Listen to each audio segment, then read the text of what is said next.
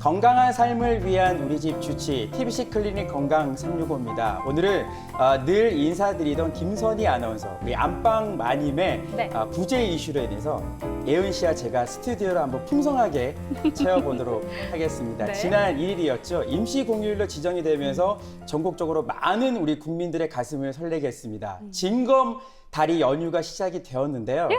혹시 우리 예은 씨 어떻게 네. 보낼 생각이에요? 저요? 저는 뭐니 뭐니 해도 잘 보낼 예정입니다. 일단 맛있는 거 먹고요. 좋은 데 놀러 가고요. 그리고 무엇보다 바쁜 일상에서 누리지 못했던 휴식을 좀 충분히 즐기려고 하는데요. 일단 제일 중요한 게 잠이잖아요. 잠이 보약이란 말이 있듯이 충분히 좀 잠을 자보려고 합니다. 특히나 네. 우리가 자는 동안 신체 대부분의 기관도 활동을 줄이면서 다음 날을 준비한다고 하죠. 우리 예은 씨가 자는 동안에도 쉬지 않고 1년 내내 1분 1초도 쉬지 않는 우리 몸속에 아주 귀한 장기가 있습니다. 우리 몸의 엔진이라고 불리는 심장인데요. 그렇습니다. 절대 멈춰서는 안 될 이 심장을 위협하는 원인 중에 하나죠. 바로 고혈압입니다. 이 고혈압에 대해서 이번 주 건강 365에서 함께 알아보도록 하죠.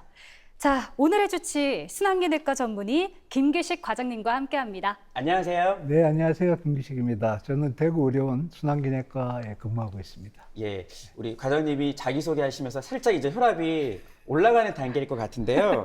고혈압을 검색하면 과장님, 소리 없는 살인자. 정말 생각만 해도 끔찍합니다. 이런 별명이 붙은 이유가 있을 것 같은데요. 이게 별 증상은 없어도 위험할 수 있다는 거잖아요. 소리 없는 살인자, 이거 아주 적절한 별명인 것 같습니다. 특히 고혈압에는. 네. 이제 이 고혈압이란 게 사실은 이 혈압 자체가 높다고 큰 문제는 되지 않습니다. 근데 이게 장기적으로 이제 혈압이 높으면은 그 증상은 별로 없지만은 혈관에 이제 지속적인 손상을 주게 되죠. 그러면은 그 특히 이제 우리 몸에 혈관이 많은 그 장기가 뇌, 심장, 콩팥 이런 중요 장기들이 전부 혈관이 굉장히 많습니다. 그래서 이런 장기들이 이제 손상을 쉽게 받아서 결국 그것 때문에 사람이 큰 병을 앓거나 이제 또 사망하게 되는 그런 경우가 많습니다.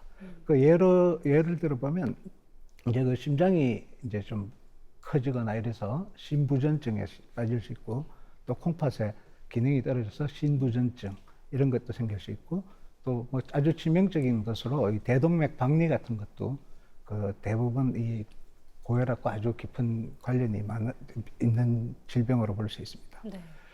그리고 이 고혈압이 있으면 이제 정기적으로 볼 때 한 사망률이 한 2배에서 4배 정도 높은 것으로 이렇게 돼 있죠. 잘 모르셨죠? 네. 처음 듣는 사실이에요. 그 다음에 이제 이게 최근에 혈압의 그 기준이 자꾸 이렇게 내려가고 있어요. 내려가고 있는데 이제 그런 기준이 된 이유가 그 옛날 연구에서, 과거 연구에서 혈압을 115에서 75를 기준으로 이제 그 위험도를 1로 잡을 때 네. 그 20 올라갈 때마다 20mm 머큐리 올라갈 때마다 2배씩. 그러니까 예를 들어서 혈압이 수축기압이 175다.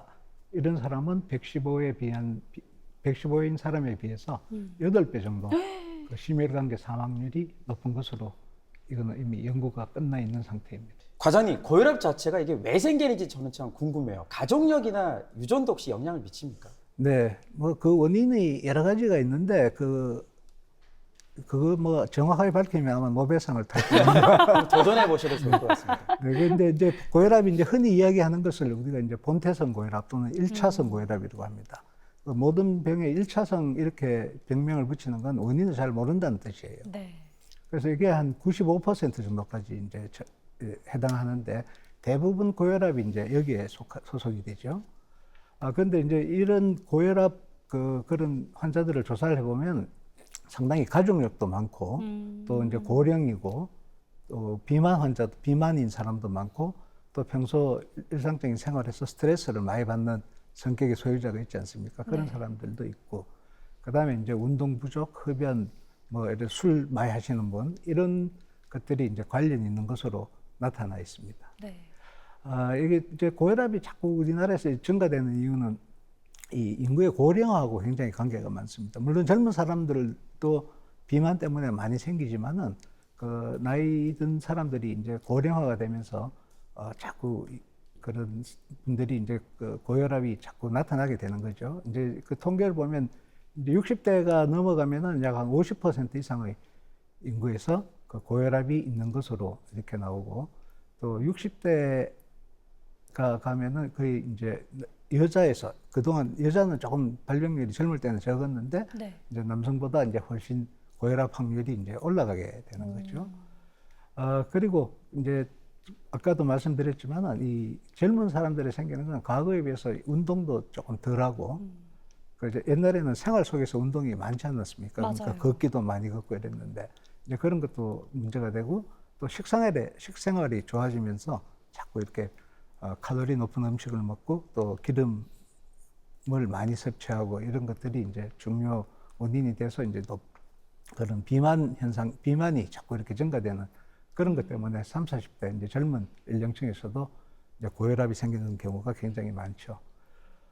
특히 이제 우리나라에서 제일 개선이 아직도 안 되고 있는 게 짜게 먹는 겁니다. 예. 가령 집안에서 할머니가 짜게 잡수면은 그 밑에 아들, 손자들 다 다 짜게 짜게 먹죠. 먹게 되는 유전되듯이. 경우가 많죠. 예. 그건 유전이라기보다 어느 한 분의 역할에 의해서 이제 그렇게 이루어지는데, 아직도 그 국내 통계를 보면 한 10g 정도의 소금을 이렇게 먹고 있다고 그래요. 네. 매일. 근데 이제 그걸 6g 이하로 이렇게 줄이는 노력이 굉장히 이제 좀 필요하겠죠. 네. 이런 짜게 먹으면은 그 혈관의 저항도 증가되고, 그 다음에 혈액량도 증가되고, 이런 이유로 이제 혈압이 또 올라가게 되는 이런 효과가 생기게 됩니다. 네. 지금 과장님이 짚어주신 원인 들으면서 계속 뜨끔뜨끔합니다. 네. 일단 저도 이제 차를 몰면서 거의 운동을 안 하는 편이고 어제 저녁에도 짜게 먹고 이런 잤거든요. 분들 많으실 거예요. 이런 걸 조심해야겠다는 생각이 들고요.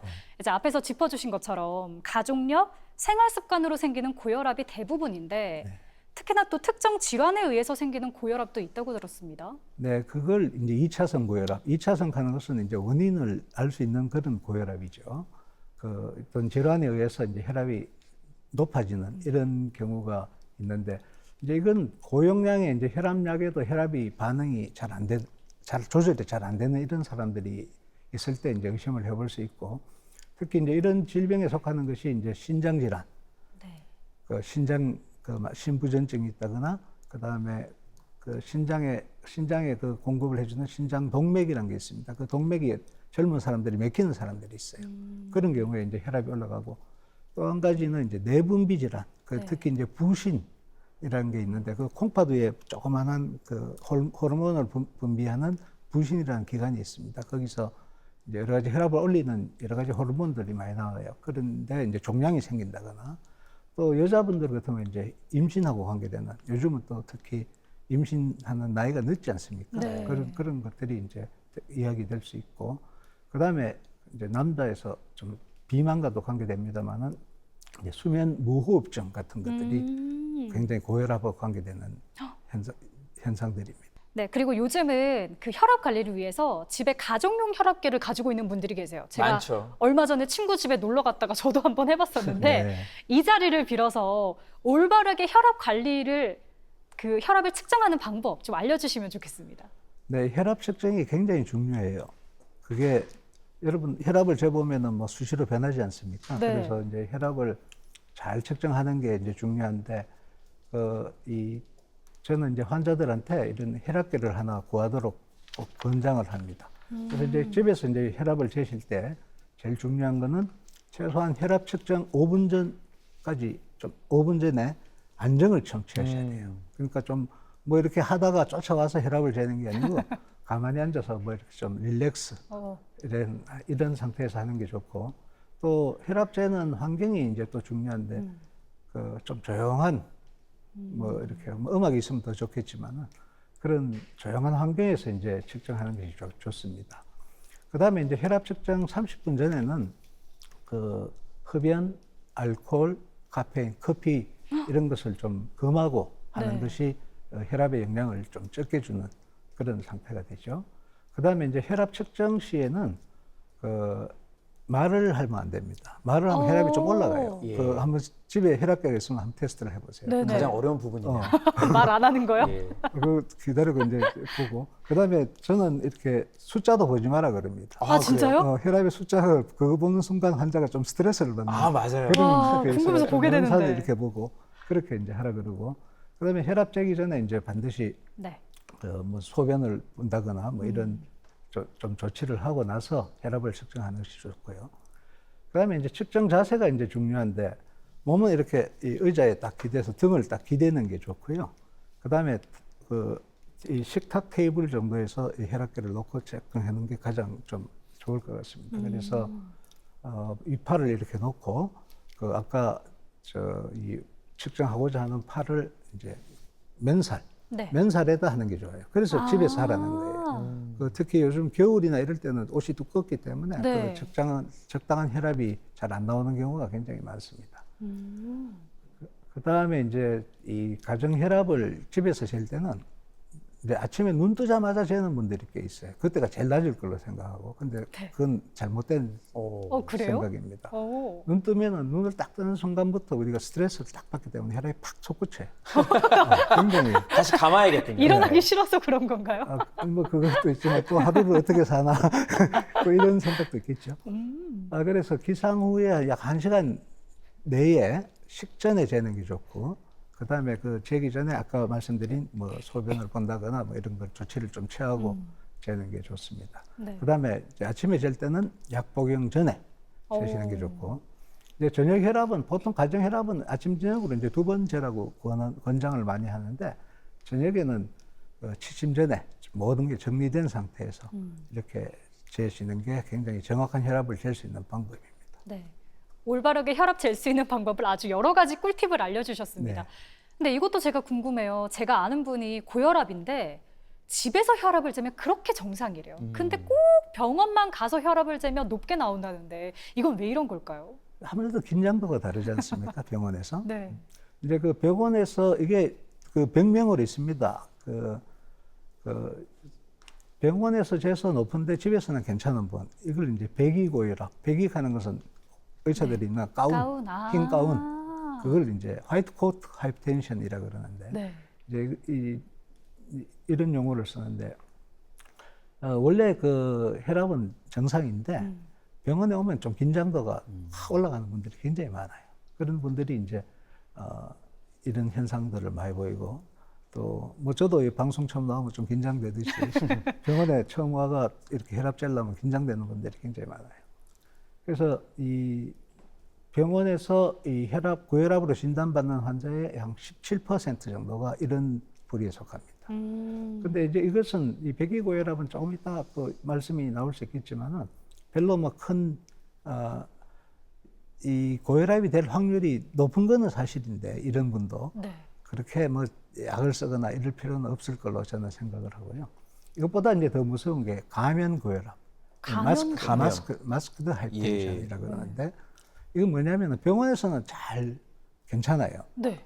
근데 집에서 재면은 이제 굉장히 높은 분들이 있어요. 완전 반대네요. 반대예요. 이런 분들이 훨씬 예후가 안 좋습니다. 예후가 안 좋고, 또 이 어떤 뭐 뇌졸중이나 이런 혈관 질환의 확률이 굉장히 이제 높은 거죠. 그래서 이런 분들이 이제 약 한 35% 정도가 이런 분들이 있다고 합니다. 그래서 이런 분들을 이제 감별하기 위해서 24시간 이제 활동 혈압하는 게 있거든요. 혈압계를 몸에 차고 혈압계가 낮에는 한 20분, 밤에 잘 때는 한 30분 간격으로 자기가 알아서 이제 혈압을 재는 이런 기구가 있는데, 이런 거를 사용해서 실제 혈압이 어떤지 그 패턴을 보는 게 굉장히 이런 분들을 감별할 수 있는 방법이 되겠습니다. 네. 과장님, 저는 병원에 가서 아마 우리 시청자분들도 마찬가지일 거예요. 혈압을 잴 때 늘 고민됩니다. 뭐요? 왼팔을 넣어야 될지, 오른팔을 넣어야 될지. 와, 이거 저도 양쪽 고민돼요. 팔의 수치가 다르잖아요. 맞아요. 과연 어느 팔의 수치가 맞는 거예요? 대체로 병원에 가면은 혈압계가 오른팔만 넣도록 그렇게 구조가 돼 있는 혈압계가 많죠. 그건 조금 비싼 혈압계인데, 네. 가정 혈압계는 뭐 왼팔, 오른팔 왔다 갔다 할 수 있겠지만, 근데 이제 이렇게 제가 이제 웨어러블 때 쓰는 건 양팔을 동시에 측정할 수 있는 혈압계를 사용합니다. 그래서 양팔을 동시에 측정을 해서 네. 이제 높은 쪽 혈압을 이제 앞으로 이쪽이 혈압을 측정해야 된다 이렇게 가르쳐 주는데, 이 정상적으로도 한 10에서 15mm 머큐리 정도의 차이가 날 수가 있어요. 그건 혈관의 구조적인 모양이 좀 다릅니다. 좌측 우측이. 또 오른손 많이 쓰시는 오른손잡이라 그러지 않습니까? 그런 분들은 오른손이 이제 혈압이 높을 확률이 굉장히 높죠. 그래서 이제 하여튼 어쨌거나 집에서 양쪽을 다 측정해 보시고 그 중에 높은 쪽을 계속 측정하시면 그게 도움이 되고요. 그 다음에 이제 15 이상 또는 20 이상의 차이가 나면은 그건 어느 혈관이 막힌 겁니다. 낮은 쪽의 혈관이 막혔다 이렇게 생각하고 또 조금 진단을 좀 받아보실 필요가 있습니다. 네, 그런데 과장님 혈압을 측정할 때마다 그때 이게 다 다르게 나오는 분들도 계시더라고요. 이게 왜 그런 걸까요? 다르게 나온다고 막 건강에 문제가 있거나 그런 건 아니겠죠? 네, 한마디로 이제 건강에 문제는 없고요. 네. 병원에 와서도 혈압계가 2개가 있으면 어떤 분들은 이곳에 재고 이곳에 재고 그 2개의 쪽지를 들고 와서 이게 왜 다르냐 이제 저한테 질문하는 분들이 꽤 많아요. 네. 근데 이제 그 혈압은 아까 우리가 혈압 측정할 때 이제 주의사항을 많이 말씀드렸지만은 아주 안정적인 상태에서 잰 혈압을 이제 우리가 원래 그 혈압으로 보거든요.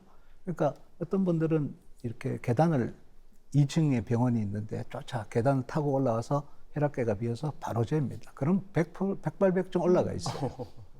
그래서 이제 그런 거는 그 어떤 운동이나 요게 한 상태에서 이제 높아진 혈압이기 때문에 그건 걱정하실 필요가 없고요. 또 사람마다 이제 그 좀 감정의 기복이 뭐 매번 다를 수 있지 않습니까? 그래서 그런 것들이 또 영향을 줄 때도 있고 그 때문에 뭐 큰 중요한 건 아닌데 그런 변동이 너무 큰 사람들은 또 그게 또 문제가 될 소지도 있습니다. 네. 예.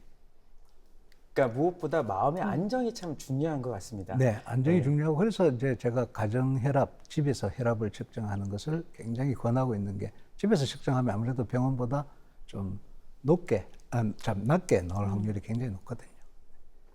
그러면 저는 반대로 저혈압도 궁금한데요. 고혈압도 위험할 수 있지만 또 혈압이 너무 낮은 저혈압도 좀 위험하지 않을까요? 저혈압은 사실은 걱정 안 하셔도 됩니다. 아, 그래요? 진짜요? 제가 네. 저혈압이거든요. 정말요? 실제로요. 그건 걱정하실 필요 없는 게 아무 증상 없는 저혈압은 오히려 좋아요. 왜냐? 우리가 혈압이 150이라는 건 그 힘이 혈관에 150이라는 힘이 계속 가해지는 거거든요. 네. 하루에 심장이 몇 번 뛰는지 아세요? 한 10만 번 뛰거든요. 하루에 10만 번이요. 예. 그러니까 그게 10만 번 계속 150이라는 힘이 가해지는 거하고 가령 저혈압을 해도 한 100 정도 될 거 아니에요. 그 100이라는 힘이 계속 10만 번 가해지는 거하고 혈관 손상이 어느 쪽이 적겠습니까? 당연히 당연히 가해지는 것 같아요. 혈압이 낮을수록 좋죠. 네. 근데 단 이제 어떤 그 저혈압이 이제 문제가 되는 분들이 좀 있어요. 어떤 경우냐면은 우리가 이제 혈압 치료를 하다 보면은 기립성 저혈압이라는 게 생깁니다. 이렇게 일어날 때 특히 이제 노인분들한테 잘 생기는데 갑자기 일어날 때 막 어지럽고 이런 네. 증상들이 있습니다. 이건 이제 순간적으로 일어나면서 혈압이 떨어지는 현상이 이제 생기는 거죠. 예. 그래서 그런 분들은 이 혈압 조절 그런 것들을 좀 잘 조심스럽게 일어날 때도 조심스럽게 하셔야 되는데 그런 분들 외에는 이 저혈압 증상이 없는 저혈압은 저는 아무 문제가 없다고 이렇게 말씀을 드립니다. 그렇군요. 네. 그리고 좀 전에 과장님께서 고혈압 이제 환자들이 아침에 일어났을 때 혈압이 올라가는 경우가 있기 때문에 약을 드실 때 주변에 보면 뭐 저녁에 먹어야 된다, 혹은 일어나자마자 먹어야 된다, 네. 여러 가지 경우가 나뉘거든요. 어떻습니까? 네, 그게 시간요법이라는 그런 요법이 있습니다. 그러니까 아침에 이제 그 24시간 혈압을 측정하거나 가정 혈압을 측정해서 이제 아침 혈압이 높은 분들이 꽤 있거든요. 그러면은 저녁에 약을 드시게 하는 거죠. 왜냐하면 약효는 먹고 나서 한 6시간에서 8시간 때 아주 피크를 최고치 이루고 그 다음에는 서서히 이렇게 좀 이렇게 내려가는 이런 현상이 있거든요. 그래서 아침 혈압을 잡으려면은 저녁에 약을 한 번 더 먹게 하거나 또는 아침에 드시던 약을 전부 저녁으로 옮겨버립니다. 그러면 이제 아침 혈압이 또 좋아질 수 있죠. 근데 아침 혈압이 중요한 이유가 아침 혈압이 높으면은 이 뇌졸중, 뇌혈관 질환의 확률이 굉장히 높아져요. 그래서 이제 그런 것도 이제 조절할 겸 해서 그런 식으로 말씀드리는 경우가 많습니다. 네. 근데 연세가 있고 또 다른 기저질환 있는 분들은 고혈압 약까지 복용해야 된다며 하면 더 예민해지실 것 같아요. 왜냐하면 그럼요. 일단 나이가 많이 드실수록 복용하는 약 가지수가 점점 늘어나잖아요. 네, 제가 사실은 제가 이제 보는 환자들의 평균 나이가 한 70세쯤 되는데 이런 분들이 이제 저한테만 오시는 게 아니거든요.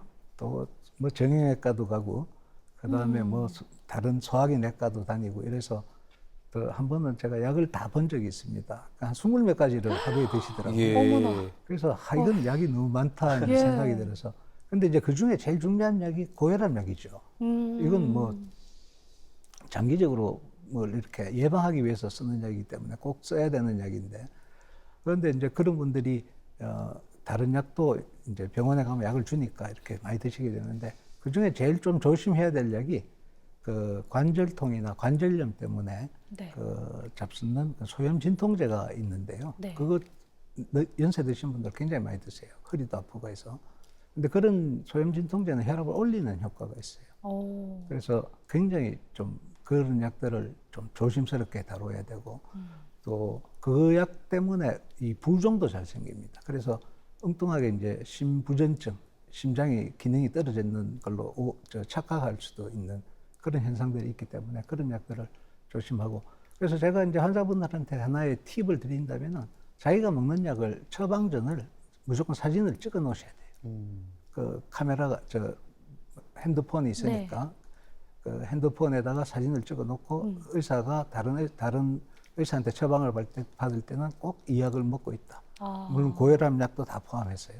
그래야 이런 약의 중복을 막을 수가 있습니다. 그래서 저희들이 뭐 지금 의료 사태가 뭐 크지만 이 병원 쇼핑을 하는 분들이 굉장히 많아요. 특히 연세 드신 분들이. 그래서 그런 것들은 좀 피해 주시는 게 여러 질병 관리하는 데 굉장히 도움이 되죠. 네, 좋은 팁을 주셨습니다. 고혈압에 대한 궁금증들 풀어가고 있는데요. 고혈압 약을 드시는 분들이 많다 보니까 약에 대한 오해도 많이 생기고 있습니다. 저는 이런 경우를 봤어요, 과장님. 네. 고혈압 약 때문에 콩팥이 나빠진다. 아, 그렇다고 약을 또 끊을 수도 없고. 이게 맞는 말입니까? 어떻습니까? 네, 콩팥이 나쁜 사람들이 이제 혈압이 높으니까 약을 쓰거든요.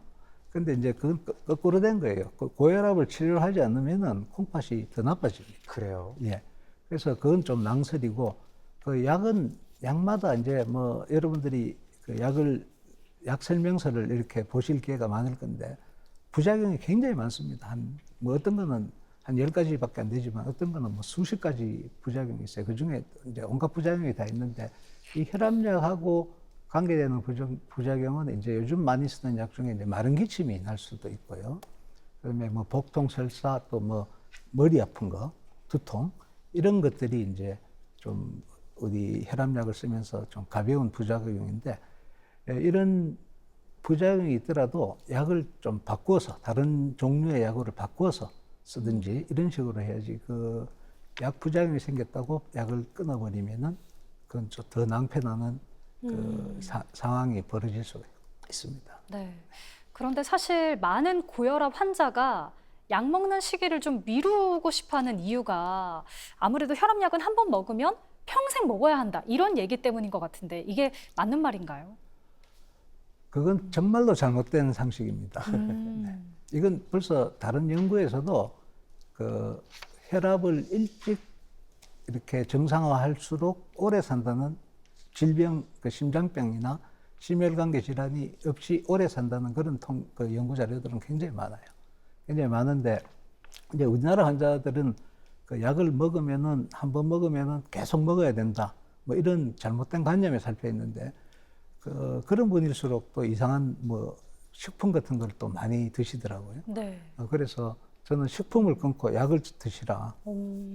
여기가 요 작은 거 하나면 혈압을 이렇게 조절할 수 있는데 왜 그 쓸데없이 식품을 이렇게 오래 드시냐, 뭐 이런 식으로 저는 설득을 하고 있습니다. 그래서 그건 정말 잘못된 생각이고, 또 그 약을 일찍 드실수록 오래 사실 수 있다. 그 다음에 혈압을 뭐 이렇게 아주 정상화하는 게 굉장히 중요하다. 물론 그거와 더불어 이제 생활요법을 조금 체중을 제일 제가 좀 중시합니다. 그래서 체중 조절하는 게 굉장히 중요한 포인트인데 한 10kg 정도 이렇게 조절을 해주면은 감량을 해주면은 한 10 정도의 혈압 감소 효과가 나타날 수 있습니다. 예. 거듭 말씀드리고 있습니다만 고혈압 환자들은 약을 잘 챙겨 드시는 것도 중요하지만 평상시 운동도 열심히 하시고 생활 습관도 그만큼 중요한 것 같습니다. 지금까지 순환기 내과 전문의 김기식 과장님 함께했습니다. 오늘 말씀 감사합니다. 감사합니다. 네, 감사합니다.